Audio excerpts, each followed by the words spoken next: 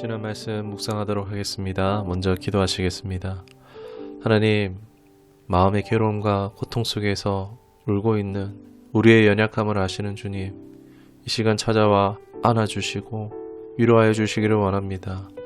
지금 눈물의 골짜기를 지나가지만 주님께서 함께 아파하시고 또 이 시간이 지나도록 버틸 수 있는 힘 주시고 그 시간이 지나면 눈물 닦아주시고 상황도 변하고 새롭게 하여 주실 줄을 믿습니다. 웃게 하실 하나님 기대합니다. 오늘 말씀으로 동행하는 주님의 은혜가 있기를 원하고 우리 구주 예수 그리스도 이름으로 기도드리옵나이다. 아멘. 오늘 함께 하실 말씀은 출애굽기 2장 22절 말씀입니다. 그가 아들을 낳음에 모세가 그의 이름을 게르솜이라 하여 이르되 내가 타국에서 나그네가 되었음이라 하였더라. 아멘. 오늘 말씀의 제목은 광야에서 의미 없는 시간은 없다라는 제목으로 말씀을 나누도록 하겠습니다. 하나님께서 복을 주시거나 하나님의 사람으로 만들어 가실 때에 훈련하십니다. 그 훈련에 꼭 빠지지 않는 것이 바로 광야 훈련입니다. 광야 훈련을 받지 않는 사람이 없다라고 할 수 있겠습니다. 성경 인물의 많은 사람들이 광야를 거쳤습니다. 아브라함, 하갈, 요셉, 모세, 이스라엘 백성, 룻과 나오미, 다윗, 엘리야, 세례 요한, 예수님, 그리고 바울 등 많은 이들이 자이든 타이든 다 하나님에 의해 광야로 들어갔고 통과했던 사람들입니다. 광야를 거절했던 두 사람들인데 사울과 솔로몬입니다. 이들은 다 하나님께 버림을 받았죠. 그리스도인 중에 광야를 살지 않은 사람은 없습니다. 모두가 각자의 광야의 길을 걷고 있다는 것입니다.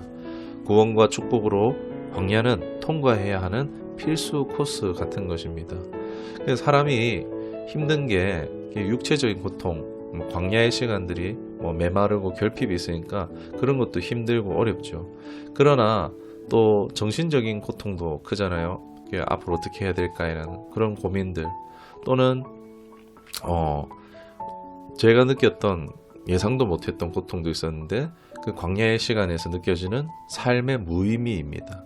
자신이 너무 무의미한 것 같고 매일이 그냥 버려지는 것 같은 그런 정신적인 고통이 굉장히 컸었던 것 같습니다.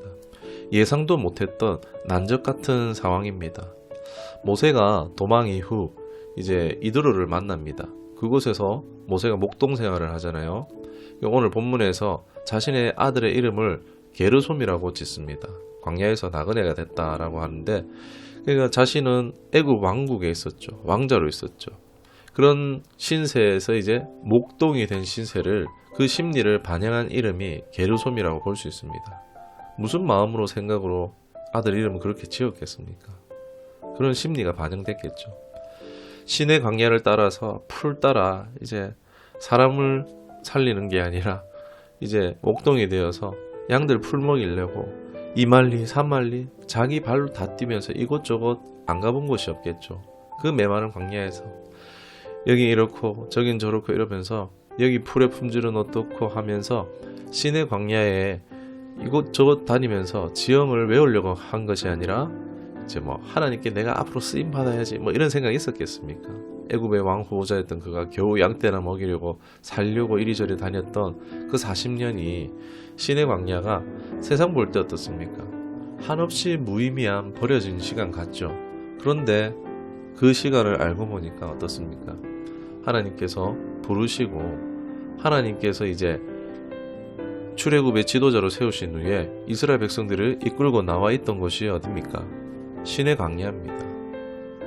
단순히 그 40년의 시간이라는 광야 시간이 모세가 비워지고 준비되는 시간으로 보기 쉬운데, 그런데 무의미한 시간으로 버려진 시간, 그 나머지 외적인 부분들은 버려지는 시간으로 보고 있었는데, 하나님 섭리 안에서 보니까 이 누구보다도 모세가 이스라엘 백성을 잘 이끌 수 있도록 가장 합당하게 준비되어지는 유의미한 시간이었음을 재발견할 수 있습니다.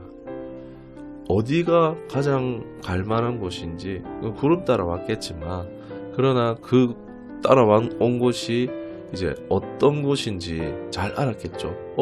하나님, 내가 여기서 풀을 먹였던 곳인데 하나님 이곳으로 인도하셨네. 저기에 뭐가 있고 이런 것들을 하나님께서 사용하셨다는 것입니다. 그러면서 쓸모없는 시간이었구나, 무의미한 시간이었구나 라는 것을 발견할 수 있었습니다. 또 모세뿐만이 아니라 다윗을 통해서도 동일한 위로를 받았습니다. 다윗이 사울이 왕으로 통치하는 동안에 자해가 아닌 타의로 기름 부음을 받았죠.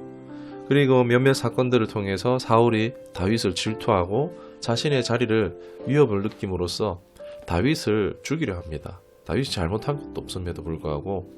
그래서 다윗은 이리저리 도망하는 신세가 되고 맙니다. 지명수배가 내려졌습니다. 그래서 어떻게 됩니까? 사람 사는 곳에 갈 수가 없으니까 사막에서, 그러니까 광야에서 유리할 수밖에 없습니다. 이리저리 잠을 자기 위해선 동굴에서 잠을 잘 수밖에 없습니다. 그러다 보니까는 사람 사는 곳을 피해서 이제 근처에 있는 블레셋의 접경 지역까지도, 그런 사람이 갈 수 없는 그런 지역들, 살 수 없는 그런 동굴 정도의 경계 근무지, 그 정도에 내몰리게 된 것입니다. 자신의 잘못이 아닌데 우리는 알고 있지만 시편을 계속 묵상해도 다윗이 계속 하나님 억울합니다, 살려주세요, 계속 울면서 호소하는 것을 볼 수 있습니다. 내 인생에 왜 이런 일이, 살기 위해서 발악하는 도망자로 살게 되는 것을 봅니다. 그렇게 도망한 곳에서 아둘람굴에서는 어떻게 됩니까? 자신 말고도 억울함을 당한 도망자들이 자신에게 붙어지고 세력이 모여지게 됩니다. 그리고 자신의 세력을 만드는 시간이 되기도 하고, 다윗이 20살부터 30살까지 10년 동안 3회에 걸친 시간을 걸쳐서 도망하는데, 살기 위해서 숨을 곳을 항상 염두하면서 아마 살았지 않겠습니까? 여기에 이제 들키면 저 지역에 어느 동굴로 가야지, 이런 것을 생각했을 것입니다. 그런데 다윗 역시 전혀 의도한 바는 없었지만 이 시간들을 통해서 어떻게 됐습니까? 유대 지역과 블레셋 사이의 접경 지역에 광야의 동굴 지리에 아주 빡싸게 졌을 것이라는 것입니다.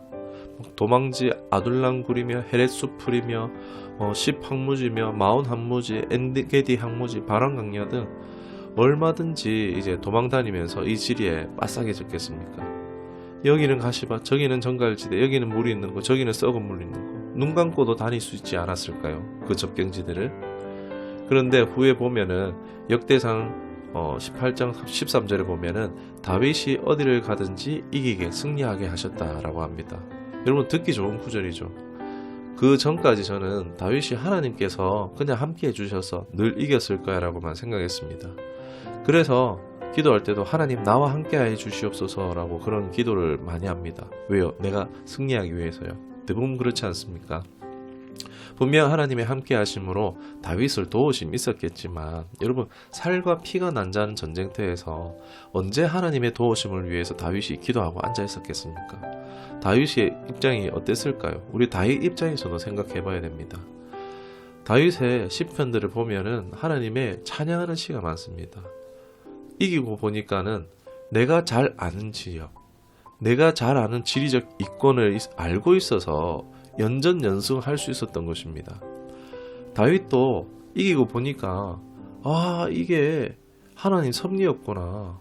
그러다 보니까 이제 하나님 나의 구원자, 나의 요새, 나의 산성, 그 수많은 시를 지을 수 있었던 것이요. 지나고 보니까 이거 하나님 하셨네. 싸우고 보니까 그 장소가 자신의 앞마당 같은, 자기의 무대 같은 곳이었다는 것입니다.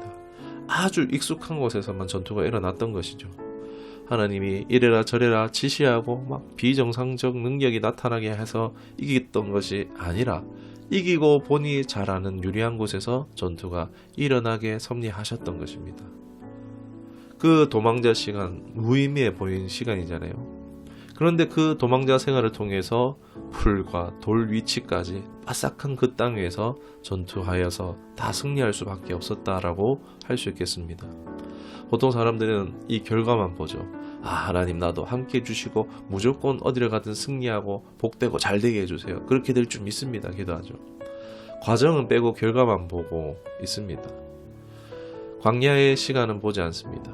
다윗이 무기력했던 시간, 도망했던 시간, 억울했던 시간, 아픔과 고생의 시간은 보려 하지 않습니다.